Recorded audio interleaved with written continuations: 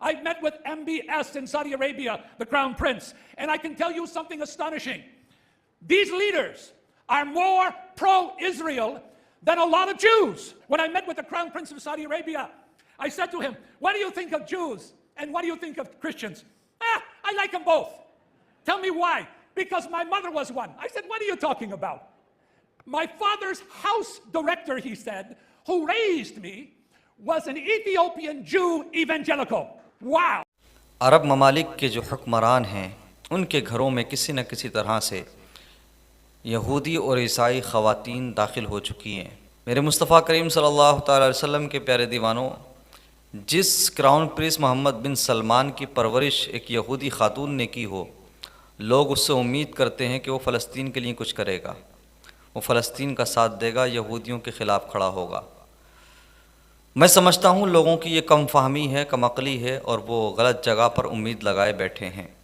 محمد بن سلمان نے اس بات کو خود ایکسیپٹ کیا ہے، خود قبول کیا ہے کہ اس کی جو پرورش کی ہے وہ ایک یہودی خاتون نے کی ہے، یعنی کہ اس کی جو منہ بولی ماں ہے، اس کی پرورش کرنے والی، اس کی کیئر کرنے والی، اس کی دیکھ بھال کرنے والی، اور اس کے باپ کی ہاؤس ڈائریکٹر جو ہے وہ کون ہے؟ یہودی خاتون۔ آپ اندازہ لگائیے یہ لوگ کیسے یہودیوں کے خلاف کھڑے ہو سکتے ہیں، کیسے فلسطینیوں کا ساتھ دے سکتے ہیں؟ فلسطینیوں پر ظلم و جبر کی انتہا ہوتی رہی، انہیں نظر نہیں آیا اور اب بھی آنکھیں بند کر کے بیٹھے ہیں۔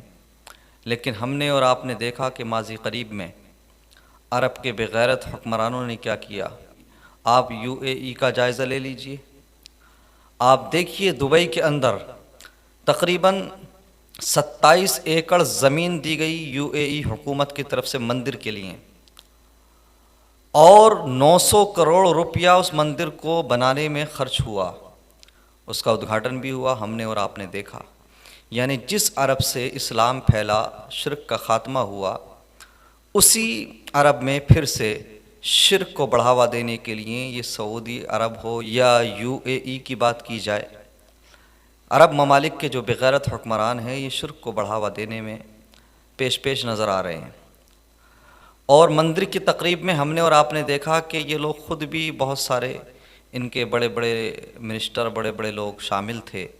پیارے نبی صلی اللہ تعالی وسلم نے فرمایا ہے، یہ حدیث پاک ہے، کہ قیامت اس وقت تک قائم نہیں ہوگی کہ جب تک میری امت کے کچھ قبائل شرک میں مبتلا نہ ہو جائیں گے، یعنی میری امت کے کچھ قبائل شرک نہ کرنے لگیں گے۔ اور ایک روایت میں یہ بھی ہے کہ عرب میں لوگ لات اور عزیٰ کی پھر سے پوجا کرنے لگیں گے۔ یہ لات اور عزیٰ دونوں بت ہیں جن کا ذکر قرآن میں بھی ہے، اور ہم اور آپ دیکھ رہے ہیں کہ دبئی کے اندر مندر کا بن جانا اور مدینہ شریف سے 300 کلومیٹر کی دوری پر ایک اور مورتی چسپا کرنا، اور ان عرب ممالک کے حکمران کے خود کے اسٹیچو لگانا، خود کے بڑے بڑے فریم میں تصویریں لگانا، کہیں نہ کہیں یہ بت پرستی کو پروموٹ کرتے ہوئے نظر آ رہے ہیں۔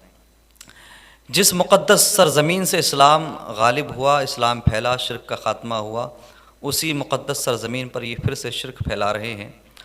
اور جب یہ مندر کا افتتاح ہوا تھا، ہم نے اس وقت بھی دیکھا تھا، چند مہینے پہلے کی بات ہے، کہ سخت بارش اور طوفانی بارش کا سامنا عرب کنٹریز کو ہوا، بالخصوص دبئی کی اگر بات کی جائے، ابوظہبی کی اگر بات کی جائے تو بہت طوفانی بارش ہوئی تھی۔ بارش کا ہونا عام بات ہے اور وہاں ہوتی ہے، لیکن اب جو وہاں پر طوفانی بارش ہوئی ہے اور جو تباہی ہوئی ہے وہ دیکھ کر حیرت ہوتی ہے۔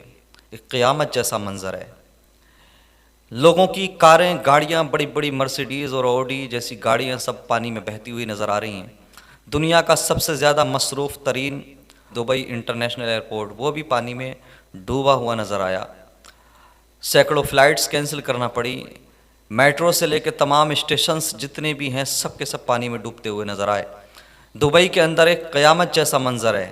آپ ذرا سوچیں، ریگستان میں ایسی جگہ پر اتنی خطرناک بارش اور اتنا خطرناک طوفان اور ایسی باڑھ، تو کیا آپ اس کو نیچرل کہیں گے؟ نہیں، میں تو کہوں گا کہیں نہ کہیں یہ اللہ تبارک و تعالیٰ کی طرف سے ان لوگوں کے لیے سبق ہے کہ جو لوگ عرب کی پاک زمین پر، عرب کی پاک سرزمین پر پھر سے بت پرستی کو عام کرنا چاہتے ہیں۔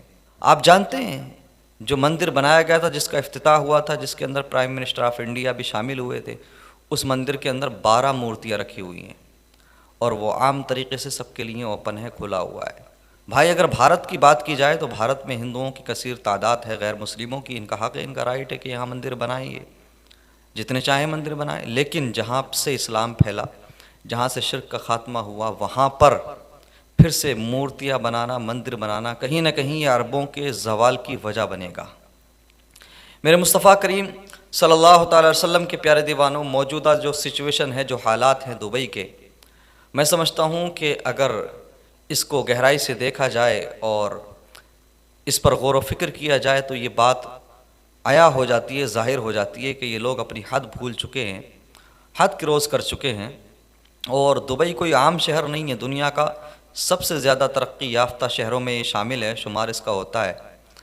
اور دبئی کو میں سمجھتا ہوں ہر ایک پسند کرتا ہے، اور دبئی میں بڑے بڑے رئیس، بڑے بڑے امیر دنیا کے دبئی میں رہنا پسند کرتے ہیں، اور بڑے بڑے ایونٹ دنیا کے دبئی میں ہوتے ہیں۔ لیکن ذرا دیکھیں قدرت کا قہر، ایک ہی جھٹکے میں دبئی کا نقشہ بدل گیا۔ تو آپ کیا سمجھتے ہیں؟ کوئی تو ہے جو نظام ہستی چلا رہا ہے، اور وہی خدا ہے۔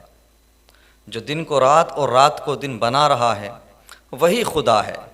اللہ تبارک و تعالی حد کروز کرنے والوں کو حد یاد دلا دیتا ہے، اوقات بھول جانے والوں کو وہ اوقات بھی یاد دلا دیتا ہے، حد سے تجاوز کرنے والوں کو وہ زمین پر رینگتے ہوئے کیڑے کی طرح بھی بنا دیتا ہے۔ ہم اور آپ دیکھ رہے ہیں کہ پچھلے ایک سال سے، ایک طویل عرصے سے فلسطینیوں پر ظلم و جبر کی ساری حدیں پار کر دی گئی ہیں یہودیوں کی طرف سے، لیکن عرب ممالک میں بیٹھے ہوئے بغیرت حکمران کوئی بھی قدم اٹھاتے ہوئے ہمیں نظر نہیں آئے، اور الٹا یہودیوں کا ساتھ دیتے ہوئے نظر آئے۔ ایک رپورٹ کے مطابق ایران نے جو حملہ کیا تھا، ایران کے کیے ہوئے اکثر و بیشتر حملے سعودی عرب کی مدد سے جارڈن نے، عرب کنٹریز نے فضا میں ہی برباد کر دیے، ناکام کر دیے تھے۔ آپ اندازہ لگائیے، یہ فلسطینیوں کا ساتھ دینے کی بات چھوڑیے، یہ لوگ یہودیوں کا ساتھ دیتے ہیں، یہ لوگ یہودیوں کے غلام ہیں، عیسائیوں کے غلام ہیں، اور در حقیقت انہیں حکومت ہی یہودی اور عیسائیوں کی دی ہوئی ہے۔ عثمانیوں کے ساتھ غداری انہوں نے کی، یہودی اور عیسائیوں کا ساتھ انہوں نے فرسٹ ورلڈ وار میں دیا، اور پہلی جنگ عظیم میں یہ مسلمانوں کی سب سے بڑی ریاست، عظیم ریاست، آخری عظیم ریاست جس کو سلطنت عثمانیہ کہا جاتا ہے، اس کے ساتھ انہوں نے غداری کی، اور اسی غداری کرنے کے عوض انہیں عیسائیوں نے اور یہودیوں نے عرب کنٹریز کی حکومت دی ہے۔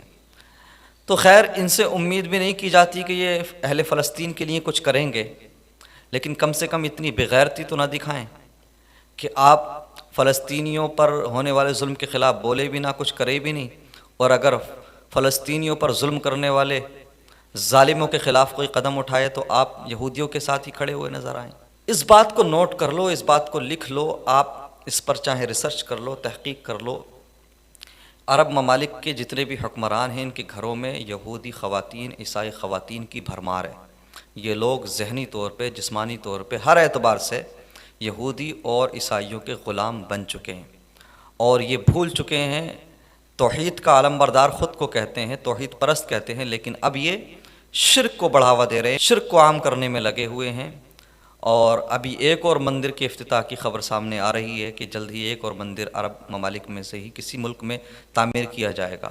آپ اندازہ لگائیے، یہ دن رات مسلمانوں کو مشرک کہتے ہیں، یہ مسلمانوں کے ایک سیکٹ کو یہ دن رات مشرک کہتے ہیں، لیکن خود شرک جلی کر رہے ہیں، مورتیوں کی استھاپنا کر رہے ہیں، اور مورتی پوجا کو عام کر رہے ہیں، مندر بنا رہے ہیں۔ آپ غور و فکر کریں، یہ کتنے گر چکے ہیں، دنیا میں کتنے ڈوب چکے ہیں۔ یہود و نصارہ کی غلامی کا طوق ان کے گلے میں جو پڑا ہے نا، یہی طوق ان کو ان کے زوال کی طرف لے جائے گا، اور وہ دن دور نہیں کہ جب عرب ممالک کے بغیرت حکمران یقین مانیے انہی یہودی اور عیسائیوں کے ظلم کا شکار ہوں گے، اور یہی یہودی اور عیسائی جن کی آج یہ پناہ میں ہے، یہی لوگ ان کا جینا حرام کر دیں گے، یہ اپنے آقاؤں کے ظلم کا شکار ہوں گے۔ وہ دن دور نہیں کہ جب ان بغیرت حکمرانوں کی اینٹ سے اینٹ بجا دی جائے گی۔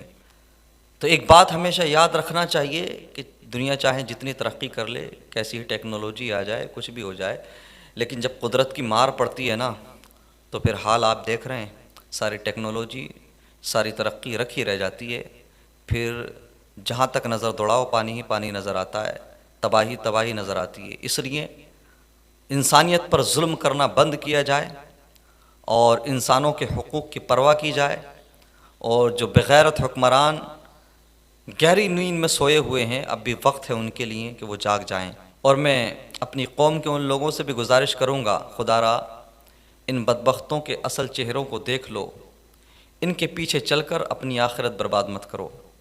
یہ وہ لوگ ہیں جنہوں نے ہمیشہ سے یہودی اور عیسائیوں کی غلامی کی ہے اور آج بھی یہودی اور عیسائیوں کی غلامی کر رہے ہیں۔ کفار و مشرکین کو خوش کرنے کے لیے، یہودی عیسائیوں کو خوش کرنے کے لیے سارے کام کرتے ہیں، اور ہنود کو بھی خوش کرنے کے لیے یہ لوگ مندر بنواتے ہیں، مورتیاں رکھواتے ہیں، کروڑوں اربوں روپے کی زمین یہ حکومت کی طرف سے تحفتاً مندر کے لیے دیتے ہیں، کروڑوں روپے اس پہ خرچہ کرتے ہیں۔ آپ دیکھیں ذرا ان کا اصل چہرہ کیا ہے۔ ان لوگوں کی یہی حرکتیں ان کو لے ڈوبیں گی، اور ہم دعا کرتے ہیں کہ پروردگار یہ نجدی بلا مدینے اور مکے سے نکل جائے، حرمین شریفین سے نکل جائے، حجاز مقدس سے پروردگار اس بلا کا خاتمہ کر دے۔ پروردگار پھر سے وہ دن لوٹ آئیں کہ حرمین شریفین کا نظام سنیوں کے پاس ہو، سنی صحیح العقیدہ حجاز مقدس کی خدمت کریں، اور ان بغیرت حکمرانوں سے اللہ تبارک و تعالی عرب شریف کو، حجاز مقدس کو پاک فرمائے۔ وآخر دعوانا ان الحمد للہ رب العالمین وما علینا الا البلاغ۔